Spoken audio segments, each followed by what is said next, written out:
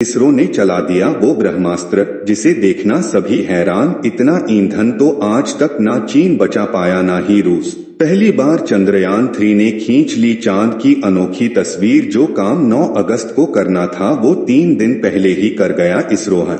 चांद से अब केवल 4313 किलोमीटर दूर है भारत का चंद्रयान 3। दोस्तों, एक बार फिर से चांद की दहलीज पर हमारा चंद्रयान 3 पहुंच चुका है और वहां पहुंचकर बड़ी गुड न्यूज दे डाली है।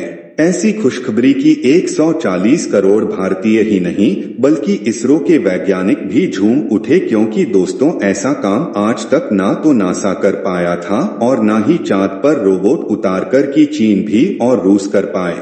लेकिन हमारे इसरो ने एक ही झटके में वो काम कर दिया है। चांद को मुट्ठी में ले चुका है हमारा चंद्रयान 3। दोस्तों, इस वीडियो में मैं आपको पूरी की पूरी जानकारी देने वाला हूं। साथ ही दोस्तों आपको बताऊंगा कि जो काम शेड्यूल किया था यानी कि जो डेट फिक्स की थी उससे भी 3 दिन पहले ही इसरो ने अपना पूरा का पूरा टास्क कंप्लीट कर लिया है। मतलब दोस्तों असली खेल इसरो ने कर दिया है। इसरो ने जो तकनीक और प्रिंस इस कैलकुलेशंस लगाया है उसने न केवल स्पेसक्राफ्ट का टाइम बचा लिया है बल्कि ईंधन भी बहुत हद तक बच चुका है, जो आखिरी टाइम में दोस्तों बहुत काम आने वाला है। और इसी दौरान हमारे चंद्रयान ने चांद की कुछ ऐसी तस्वीरें खींची हैं, ऐसी पिक्चर्स लिए हैं कि आपका दिल भी गार्डन गार्डन हो जाएगा। तो दोस्तों इसरो ने आखिर ये पूरा का पूरा काम कैसे कर लिया, ये टाइम कैसे बचा लिया, ये ईंधन कैसे बचा लिया और ये तस्वीरें अब दुनिया में कैसे भूचाल मचा रही है। दोस्तों इन तमाम चीजों को जानना बेहद जरूरी है, क्योंकि तमाम कोशिशों के बाद भी दुनिया की स्पेस एजेंसियां ऐसा नहीं कर पाई थी। तो इसमें खास क्या है ये बात मैं आपको बताने वाला हूं। उससे पहले जरा ताजा अपडेट से रूबरू हो लेते हैं। तो पहला बड़ा अपडेट ये है कि चांद की जमीन से केवल 4313 किलोमीटर की दूरी पर हमारा चंद्रयान 3 पहुंच चुका है। जिस मुकाम पर 9 अगस्त को पहुंचना था उसे इसरो ने 6 अगस्त की रात को यानी 11:30 पर ही कंप्लीट कर दिया है।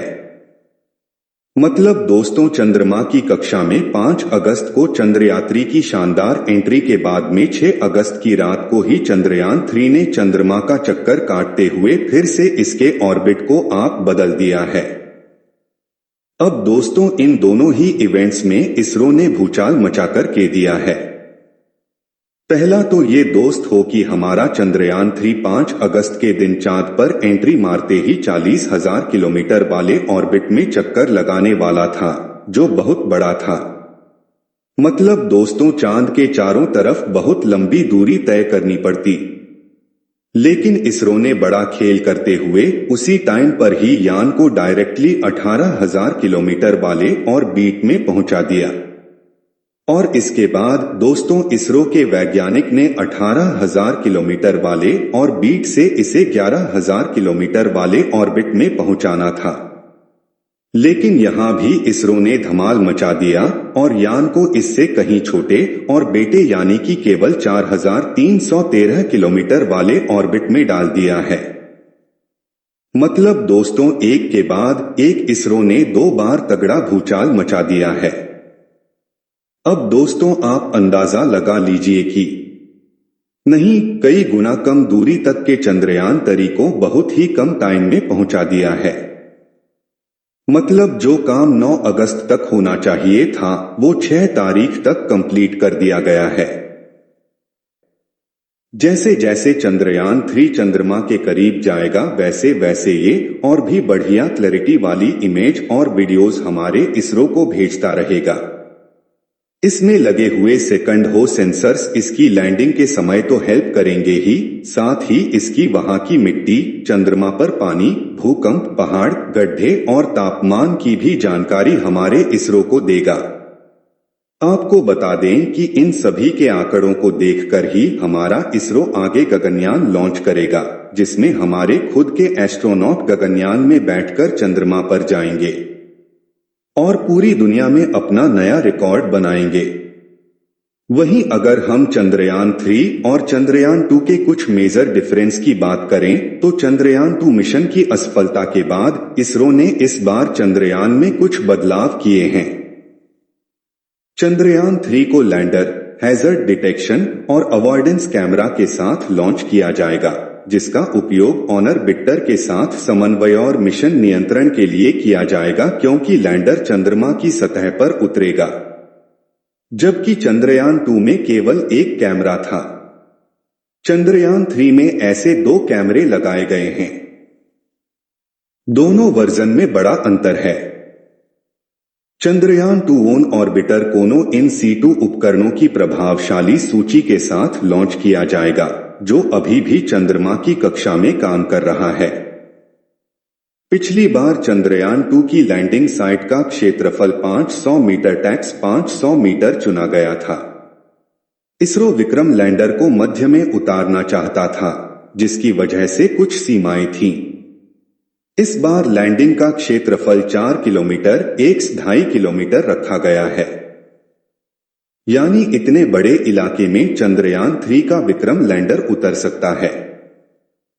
आपको बता दें कि अब की बार इसमें ऑटोमेटिक सेंसर भी लगाए गए हैं, जिससे अब की बार इसकी सॉफ्ट लैंडिंग होना तय है। इसरो के अनुमानित समय अनुसार चंद्रयान 3 की लैंडिंग तकरीबन 23 अगस्त को होगी।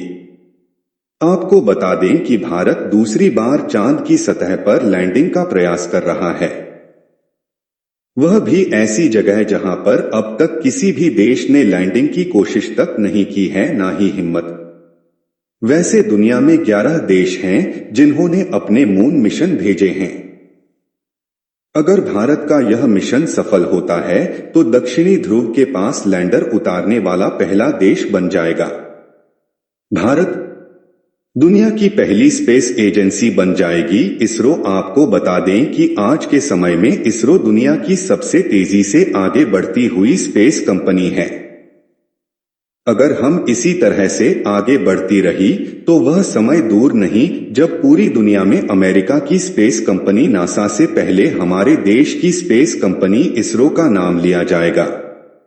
आपको बता दूं कि हमारे चंद्रयान 3 पर अमेरिका, रूस, चाइना, जापान, ब्रिटेन और फ्रांस जैसे बड़ी देशों की स्पेस कंपनियां नजर गड़ाए बैठी हैं, क्योंकि हमारा चंद्रयान 3 चंद्रमा के दक्षिणी ध्रुव के आसपास ऐसा करेगा जहां पर आज तक कोई भी देश अपने यान को नहीं करवा पाया है। तो फ्रेंड, आज के इस वीडियो में इतना ही। मिलते हैं जल्द ही।